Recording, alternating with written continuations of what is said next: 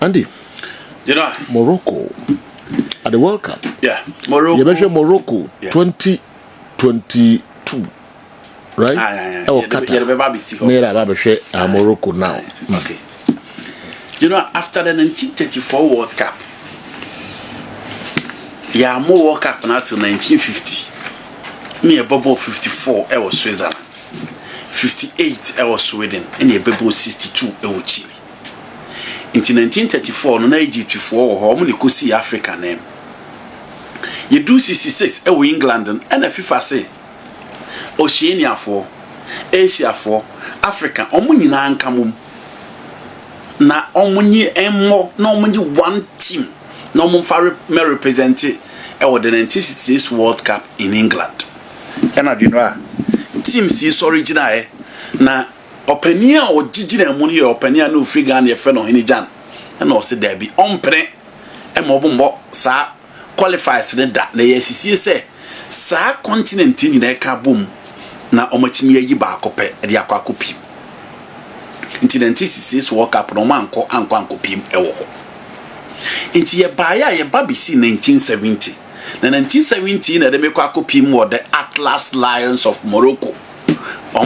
Na etibi kokko representing Africa in the 1970 World Cup. Na omoni oma ye fe the Poland na Portugal na se jo ne wo group. Na sa group no Morocco be the first African nation omutimi free group called the next stage of the competition. It is a do omoni England bobo draw almost share my friend Portugal. Into Morocco for sure almost share Portugal over the last World Cup on your first time. Omoni Portugal share is a do no TV sui. Into 1986 World Cup Morocco versus Portugal. And I will hear TV sui no na Morocco team ya Portugal. Ama se do group no ma top free at they call the next stage of the competition against England team that have the likes of Gary Lineker and the rest. And I said, Joe, omutimi a free cell group nima omuko omanim omuko and omuko chia where Germany and Germany for a year a free mu or the knockout phase of the competition. Until after Omunya draw in 1970, Tunisia for Bemai the first African victory at the World Cup in 1978 against Mexico. Ewo my friend Argentina. And Morocco be the first African country general. Omutimi qualify from the group until the last record omuye in 2022 no. Said you a second record omune di ka ya omasa ba be before. So say for Morocco Africa Cup of Nations o maji baako ba di no a record say World Cup no for African year the Atlas Lions di no omo na eye. After this particular World Cup omo sa ba bio but say wo di omo teams no omo bol nyina ba betoto the recent draw team ba so a na me de wo kwa kopiem 1998 France. Di no me di kaka say group ya yenya Brazil yenya Scotland yenya Morocco yi sa group no say jo France 98 group pepe difference e wo mu an say na Norway na na shem ba afi we Haiti and aba be share no way nti so here on your screen you know where your France 98 group na Morocco go no eno na that TV sui nti the only group team a one mem afi we as that time no mu Norway and Haiti abeshe no way nti 1998 no general Morocco for the boy and ansantimi antamani amanye man ko ya mfa momo obutimi efrimu e group stage omantimi anko omanim ama bibia ntimi anye kama from so the likes of Boutsafa Haji and the rest omutim no omantimi anfa anko nanim e France 98 ebio after France 98 say Morocco foko off yen hu omu bio and omusa ba be piemu in 2018 Portugal once again ehwa na jenu ana ewo nti omo team no na that TV show ahoyi ohwe the likes of Ibrahim Diaz ohwe Canos ofa obi ti say Amrabat oka captain Roman Ziyech oka Sofiane Boufal oka obi etse Adam Masena oka Mazrai Nayaf Aguel and then the experience Yassine Bonoun almost set up on the general at that TV. So in 2018 so group bio and a general almost abaya in that group omantimi an qualify and free and almost edi free ekoye and almost ababe PM in 2022 now 2022 no more group of Canada na Croatia wo group nim ena jinwa na omo sa wo Belgium enso ewo ho enomo na enti 2022 games na omo boy no ena jinwa ekoso ewo TV su na wo ya omo mode boni suani ema omo timi frim ewo eye group stage called the round of 16. Now the round of 16 omo ko shia Rahoya of Spain omo no omo ekoboye ena sejo the round of 16 no Spain Carlos Sole ebo the penalty ne say no Pablo Sarabia ebo the penalty ne say no Sergio Busquets ebo the penalty ne say no enti sa penalty miensa Spain for ne boss say no general eno ene de omaya ye fe omo eye Morocco for efi the round of 16 call the next stage of the competition into omo call ben no omo ko share the selection of Portugal Sergio omo ko share the selection of Portugal the quarter final stage now Portugal for once was Switzerland by 6 goals to 1 after omo top group of Ghana, South Korea and Uruguay and omo ko share omo na Sergio omo it way go Ashraf Hakimi esheye in the game against Spain the last minute penalty otimi boy no and etimi edi omo qualify to the next phase of the competition omo kokoshia Portugal into omo ne Portugal again bin jinwa eno na ekoso on your screen you wie no na omo boatum abrantie fen El Nesri sedu ono ena etimi de ball etimi eto atenemu a Portugal with all their stars sedu omo ntimi the Leos, the Joao Felix, the Bernardo Silvas, the Bruno Fernandes, Ruben Neves, ni nyina omo yai ntimi amfa ena eye Morocco for eyi omo fribu at the core the semi-finals of the World Cup. Unfortunately, France for no timi ja omo kwa mu a sejo yewie no na France ene Argentina ebo World Cup omo koshia Croatia yewie na Croatia fo abato mu a omo timi di 4th at the World Cup. It is a from Morocco.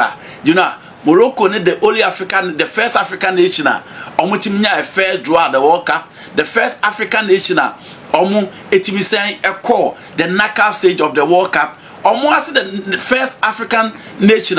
Do the semi-finals of the World Cup. And again, almost I'm a referee in the World Cup final in France 98. It is a joke. Oh, come Morocco at the World Cup. When you are there, Morocco for Ediamaye so far as the World Cup no air concern. Now, head Yamini so be the last team no eye on your screen. Ediamamia. Near they compare the 2022 team no, and so there be tell the Metiation squad no first level no. Masha the amount Yena Fatos do be and share first level no. See esi ete ewo. Now you don't hear team now before I order beto no. Oh hear team now.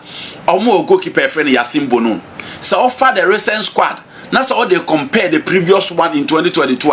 A goalkeeper Yasin Bonu na General Yasin Bonu de on here introduction bia. Oshegwa or Dadema Sevilla, Edwomoji the Europa Cup, Oshegwa of course, Saudi Gua order ho, and the last AFCON finals no mudru ye Bobrahim Diaz, the ye come no. But for me, she go or die in the final game, she go or die against Omaya friend in Nigeria, and how our penalties in the course no said you see etimi echeche no and so Yasimbo no there you know the form down no the last time no sa form now no the womb and is still reliable this particular World Cup almost trusted so betimi make amends the amomo right back Ashraf Hakimi here introduction be as you he's still the big boy, one of the best right back in the game, if not the best in the game, and they are only hoping say or be stay fit na tournament no watimi abo mama bibia timi akoyi o quad left backer omo Mazrai of Manchester United and yet the bia no Bobby for United, but he's another quality player or exposure or experience or from Bayern Munich to Manchester United Ofa Obi etise Madraya general Odonso Nebode Boneswedi. Then I was talking about Adam Masena and then Oka Obi etise Nayafa Guel, one of the best centre back pair in African football. Inti almost set up on Nigeria and then you are talking about the midfielder almost son of a new midfield Amrabat and Azidin Onai. Those were the two players at the last World Cup. No, be a come massive, or be a come but you know, injuries, any game time, so the last AFCON, Omo the under 23 players menua. The last time I ever under 23 qualified to Olympic Games no omo bono. Ekanos and Yonai, those are the two guys on replace omo. And you know ball omo be ball wo Afcon no kire say omo bomb foot. Na so omo wo Amrabat experience as it did on this season for Girona, he just been super. Omo two guys he were actually now omo be mu kra ba be ball omo midfielder. Omo a very good squad. And then Ibrahim Diaz for Real Madrid, Obianim Diobo, El Nesri, Obianim the quality, El Kabi, only form baby, and Afcon who baby, but it's another quality player. And then at the Ezezuli of a team I felt Real Betis, Barcelona 4% go format there. Also, my yes can contain the Godia or Mokofanaba. It's all the quality, you know, on also a while or deba. They will be missing Sofiane Boufal because the last World Cup on Mkweno. He was the game changer of the side. Or only player to date or multi-million replacement. At the air tries to obey me, but in a close range, tight spaces. Sofiane Boufal won't team and Okrabola won't team yet. And he said, you almost team no so far.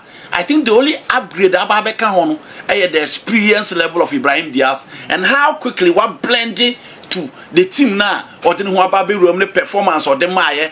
The Afcon into omo team ni said a team na I would say that almost any useful exuberance almost any experience and almost had ababeka ho the international platform into Morocco team no said it's still this old Moroccan team players be more than Baswani and money but you know I feel say for now almost one year experience with the international footballer on between the boy young guys no ama na metimi akoso yi ede ama Morocco for the only problem is that coach Walid Ouagragi or the call the last time no almost assassin the akofa Moroccan Belgium ni one aba hweso betimi a change but you know it is still the same team. And I feel that if there is any African nation who hope so be kakra, at least from the group stage, or me one of them. I don't think it's the Scott McTominay's, the McGregor's, the Mark James, enough quality make a Scotland team no.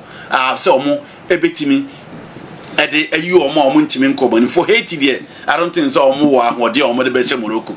But the problem is that Africa teams no say Joe.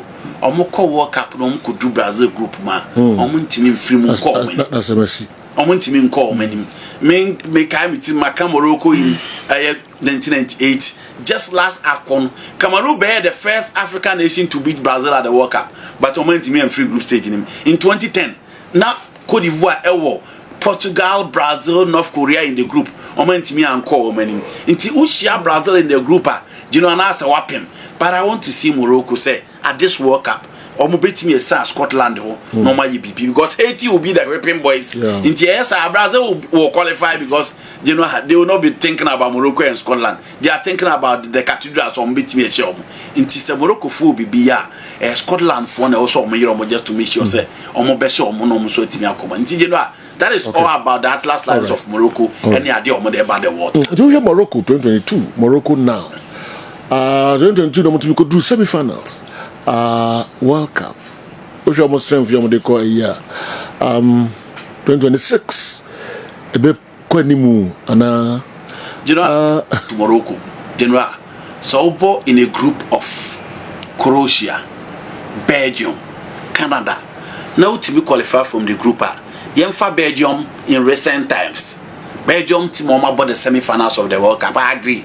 Oma did you in terms of quality, but it's still Belgium. Again, we are talking about Croatia, almost quarter-finals, semi-finals, finals. Into your group now called matches why are there. Almost every more called on one Kushio, Portugal. Your uncle for be bars, you'll be something World Cup here, but we want to Belgium because of Portugal for. Obusaya, they'll be talking about Rubin, they'll be talking about João Neves, Vintina, Bruno Fernandes, Cristiano Ronaldo, João Cancelo, Bernardo Silva, and Genoa. They will talk about Rafael Guerreiro and the likes. In Chombo Bumodi, almost Portugal for. And yet the first time almost Portugal there. But again, almost Portugal 1-0. Ernest in the Coe. And they played in the next stage against France. Not Omobo or the final. Until they did well, and as I said, they had a very good tournament. Our organization was just top notch. The only problem is Sofiane Boufal. Game we had here, Sofiane Boufal heading, so wait me at style. But at the as a game now our both for Betis and Barcelona and experience in the Moroccan national team plus Ibrahim Diaz. Said you, oh PSG new home, oh Manchester new home, oh Real Madrid new home, oh AS Roma or Muadinoa. Yeah. Okay. Let's see what they bring on board. But the first assignment is to make sure so they qualify from the group. Kessben television and Morocco and Andy Kerm.